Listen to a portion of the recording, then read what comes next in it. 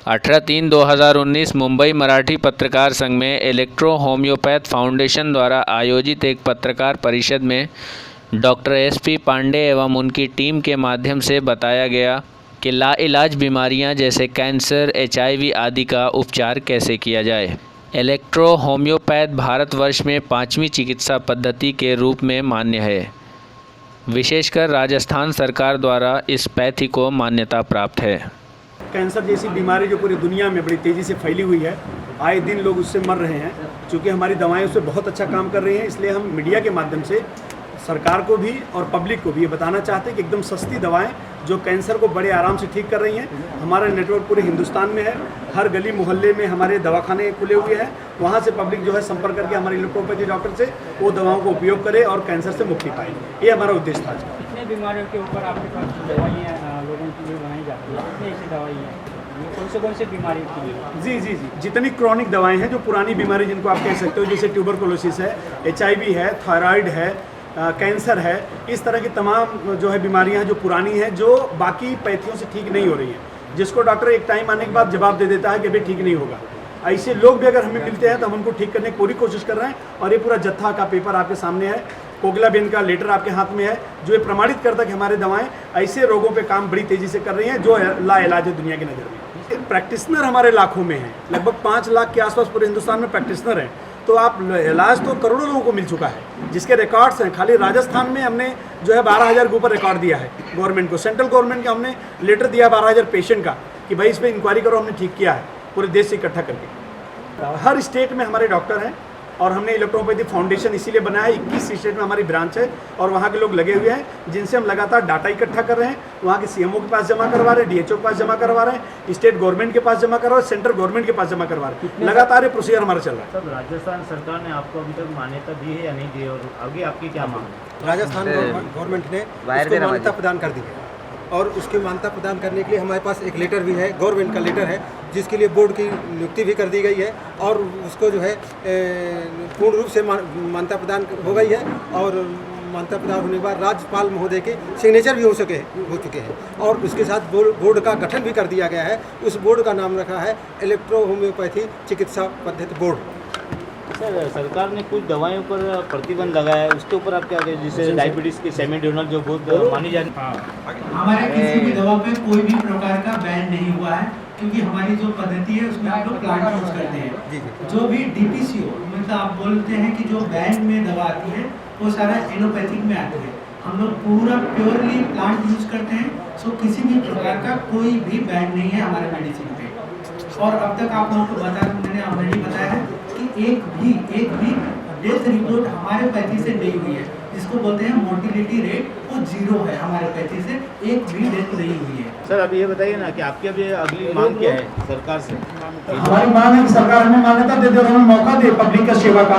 हम सस्ती अच्छी दवाएं गली गली में दवाखाना खोल करके हम लोगों को देना चाहते हैं। हम चाहते हैं कि लोग ठीक हो, स्वस्थ हो। आज हर घर में बीमारी है, उस बीमारी से हम लोग निजात दिलाना चाहते हैं। हमारा सिर्फ एक ही उद्देश्य है। ये 12,000 के अंदर आप बताइए कि कौन से मरीज है, किस तरह के मरीज थे उसमें? HIV से ग्रस्त थे या कैंसर के? या जी, HIV है, कैंसर है, हेपेटाइटिस है, थायराइड है, मतलब जितनी लाइलाज बीमारियां आपकी नज़र में होंगी। अभी जैसे डॉक्टर साहब ने स्कर्वी का जिक्र किया कि चला गया, तो शायद अगर ये लोग ध्यान दें, हमें प्रमोट करें, तो हम कैंसर मुक्त भारत कर सकते हैं। लेकिन जरूरत है सरकार के समर्थन का, हमारे बारे में एक्ट बनाने का। भी हो सकता है जी, डायबिटीज जो बहुत अच्छा रिजल्ट है। सर, इतनी उपलब्धियां हैं आपकी दवाइयों में, फिर सरकार क्यों मान्यता नहीं दे रही? इसकी क्या वजह है? ये वो लीगल एस्पेक्ट है। अभी जैसे बीमारी की बात चली थी, आज मैं कहता हूँ कि डायबिटीज मेरे इसके ऊपर क्योर नहीं है, कहीं भी नहीं है। तो there is a cure, 100% cure. मैंने खुद 200 से ऊपर पेशेंट क्योर कर चुका हूँ। बाकी लीगल एस्पेक्ट्स के लिए डॉक्टर पांडे सर आपने रिकॉग्निशन के बारे में पूछा, तो हम लोग लगातार प्रयास कर रहे हैं। हम मांग ही कर सकते हैं ना। रिकॉग्नाइज नहीं होने के पीछे आपको बताया कि जो है मॉडर्न मेडिसिन की लॉबी है जो होने नहीं देती है, और हम लोग इतने पैसे वाले नहीं है कि हम लोग कुछ भी करके करें।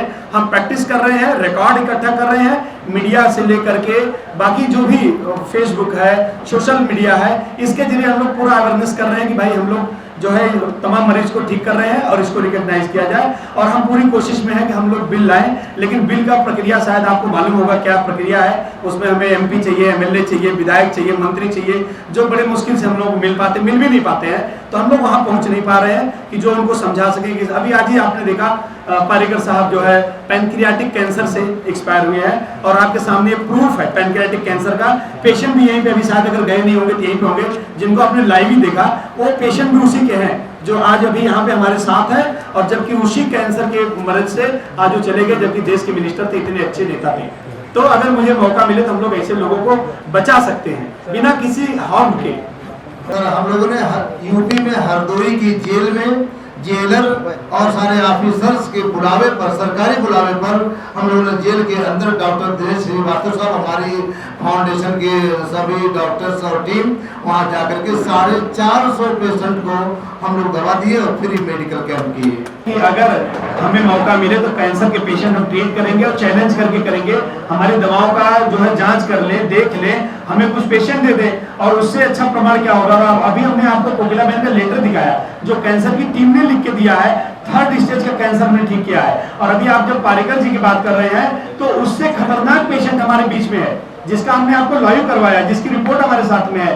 पैनक्रियाटिक कैंसर के अलावा भी उनको बहुत सारी चीजें थी जिसको ट्रीट किए हैं। डॉक्टर हसिया हमारे बीच में है, जिनका दादर में दवाखाना है। लगातार इस तरह का प्रयास हमारा चल रहा है और बिल्कुल बहुत कम पैसे में हमारी दवाएं 500-700 महीने भर की दवाई 400-500 से ज्यादा की नहीं होती है, चाहे रोग कोई भी हो। लेकिन दवाएं हमारी बहुत सस्ती हैं और हानि रहित हैं। आप अभी थोड़ा देर पहले सुरेंद्र पांडे बता रहे थे कि आपने बोला कि दवाएं बैन है। क्या दवाई बैन वो होगी जो नुकसान करेगी? आप देख रहे हैं स्लाइड बैन है, तमाम एंटीबायोटिक बैन है। वो दवाएं जो बनती हैं वो जानवरों को मार के बाकी व्यवस्था से बनती है। हमारी दवाएं तो सिर्फ प्लांट से बनती है, पौधों